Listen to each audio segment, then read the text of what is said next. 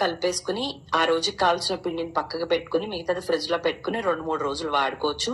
కొద్దిగా ఉప్పు, అవసరమైతేనే నీళ్లు పోసుకుని కన్సిస్టెన్సీని అడ్జస్ట్ చేసుకోండి. ఈ విధంగా ఉంటే ఇడ్లీలకి, దోశలకి పర్ఫెక్ట్ గా ఉంటుంది. ఇడ్లీ రేకుల్లో వేసుకుని ఆవిరి మీద ఒక 10 నిమిషాల పాటు మీడియం ఫ్లేమ్ మీద దీన్ని స్టీమ్ చేసేస్తే ఇడ్లీలు రెడీ అయిపోతాయి. పాన్ ని మీడియం ఫ్లేమ్ లో పెట్టుకుని హీట్ చేసుకుని దోశల్లాగా వేసుకుని మీడియం ఫ్లేమ్ మీద రోస్ట్ చేసుకుంటే దోశలు కూడా రెడీ అయిపోతాయి. నచ్చితే లైక్ అండ్ ఫాలో చేయండి. ఒకరికి ఇడ్లీ అంటే ఇష్టం, ఒకరికి దోశలు అంటే ఇష్టం. అదే రెండు ఒకటే పిండితో చేసుకుంటే, అది కూడా కార్బోహైడ్రేట్స్ ఎక్కువ లేకుండా ప్రోటీన్ ఎక్కువ ఉంటే, అబ్బా ఇంతకన్నా అదృష్టమా. 1 కప్పు పచ్చిశనగపప్పు, 1 కప్పు మినప్పప్పు, 1 కప్పు పెసలు, 1 కప్పు పెసరపప్పు, 1 కప్పు ఏదైనా మిల్లెట్ అంటే సిరిధాన్యాలు, నేను ఇక్కడ కొరలు తీసుకున్నాను. అలానే 1 కప్పు బియ్యం, అలానే 1 కప్పు శనగలు వేసుకోండి, పెద్ద శనగలు. 1 టీ స్పూన్ మెంతులు వేసుకుని వీటిని ఒక 3 సార్లు శుభ్రంగా కడుక్కుని 5-6 గంటల పాటు నానబెట్టుకోండి.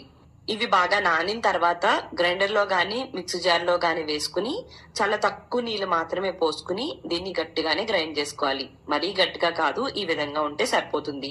ఇలా గ్రైండ్ చేసుకున్న దాన్ని కనీసం 5 నిమిషాల పాటు బాగా కలుపుకుని మూత పెట్టుకుని రాత్రంతా గాని 8 గంటలు గాని పక్కకు పెట్టేసుకోండి.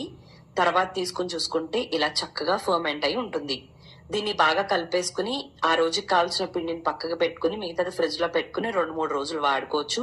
కొద్దిగా ఉప్పు, అవసరమైతేనే నీళ్లు పోసుకుని కన్సిస్టెన్సీని అడ్జస్ట్ చేసుకోండి. ఈ విధంగా ఉంటే ఇడ్లీలకి, దోశలకి పర్ఫెక్ట్ గా ఉంటుంది.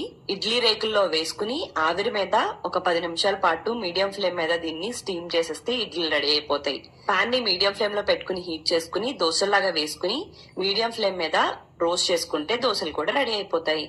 నచ్చితే లైక్ అండ్ ఫాలో చేయండి.